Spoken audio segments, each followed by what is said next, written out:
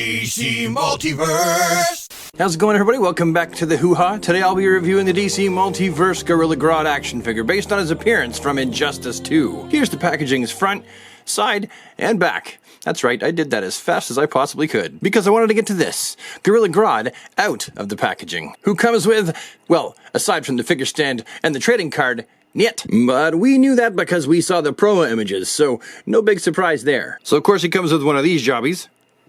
And the trading card is kind of cool because, again, it's got an image of the figure on it, just like with the Superman Devastator 2-pack. For those of you curious, here's what the back of the card looks like with its data file. Here's what it actually says. You could pause to read that if you'd like to.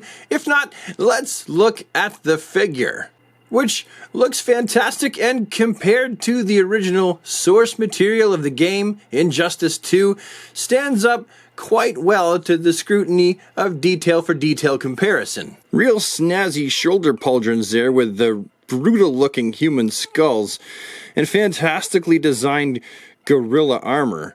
I love it. I love how his armor has a beer gut, and I'm just kidding. It's got a round gorilla belly that still has abs. Is it possible to have a belly that round and still have abs?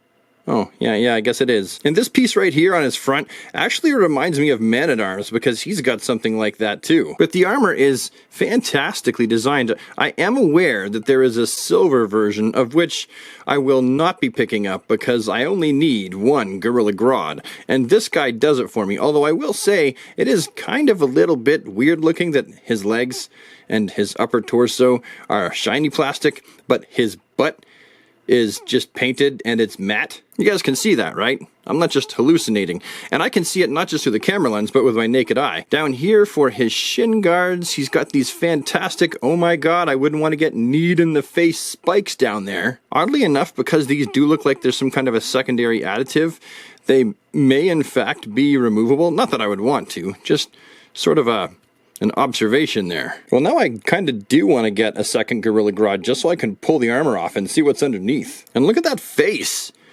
Dude looks angry. I do kind of, sort of, actually for real wish that they had have sculpted his jaw openable and closable. Just being open like this makes it impossible to get him in some kind of a neutral pose. But geez, that battle helmet looks cool. This is a really well done figure. And as opposed to the Devastator, where the kind of grayish white marbled plastic looked really out of place as far as I'm concerned, you can see they've gone with the same kind of effect here with his gold armor, and the marbling actually really works. This is a case where it actually brings out the sculpt in a very good way. I wonder how articulated it is. You know the first place I'm going to have to check is the torso, just because the body is so big. Oh, wow. Oh goodness. Oh no, wow, the whole thing, the waist and the torso, that's actually not bad. I mean, good luck getting him to, be able to bend down and pick anything up off the ground, but that's a lot more articulation than I thought he was going to have down there. Obviously, in the arms, there's rounded hinges in there, and oh goodness, those shoulder pauldrons definitely get in the way. Not that it matters. I mean, if you're going to give him one of those angry gorilla poses and put his arms up above his head, you're probably going to do that anyway. He's also got the swivelly swivel at the bicep there.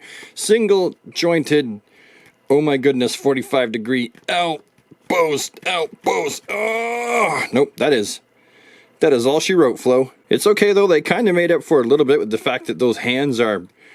Those are really articulated. Do they go round in a circle-y circle? Do they go... Oh, they don't. Okay. Wow. Okay, honestly, I'm not being facetious. I really kind of thought that there'd be some... Oh, they do! It's just really tight. Yeah, okay, cool. Right, I'm glad I caught that. Glad I kept trying. Never give up, folks. Never give in. Down here, below the gorilla belt, we can see that his legs are very, very shiny. Oh yeah, and they've also got that, I guess, the typical McFarlane style groin. I mean, why would he change things up at this point? They're not super articulated, though. They're okay, I suppose. And then you've got the knees. Oh, let's crunch them. Let's make him work for it. Okay, so that's what he's got with the legs. Let's check out his tootsies. What's he got on the foot department?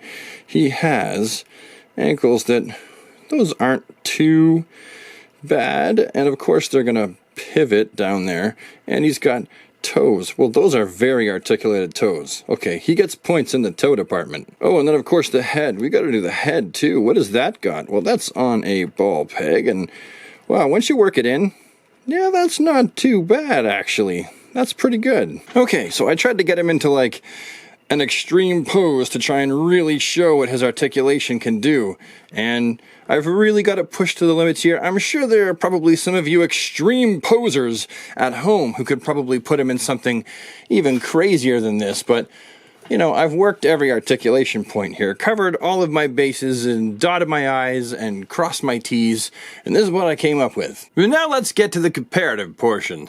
I've only got 2 Grodds to compare him to.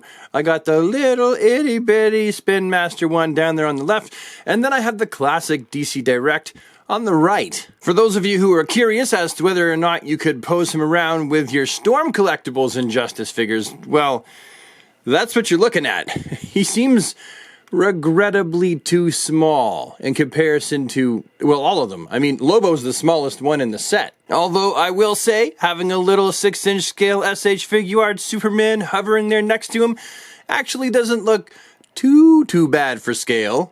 No, that just doesn't look right. Yoink. And now let's compare him to a few McFarlane Toys DC figures, Bizarro and Superman.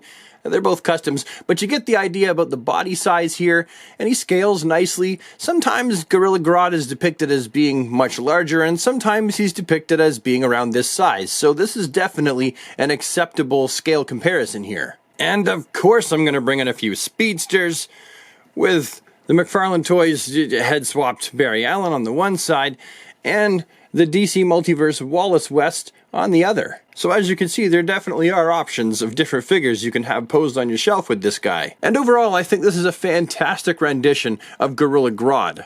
One, we don't get enough Gorilla Grodd figures that have any articulation at all. I think the only one historically has been the DC Universe Classics Collect and Connect version. And this one can be used with your 7-inch and 6-inch scale figures. I think it's going to look great with either. And also, of course, he's going to look fantastic on your McFarlane Toys shelf. So yeah, I like this guy a lot. I can definitely highly recommend that you pick this guy up. When I saw that they were making him, I fell off my seat with excitement. Gorilla Grodd is a figure that I've wanted one of this quality for quite a while, so definitely very stoked with this one. But anyway, that's my story and I'm sticking to it. Hopefully you enjoyed this video, found it to be an interesting, useful waste of time for the day, and if you did, you know where all the buttons are that do all the stuff, and I will see you with the next one. Have a fantastic, super awesome DC day, everybody, and take care.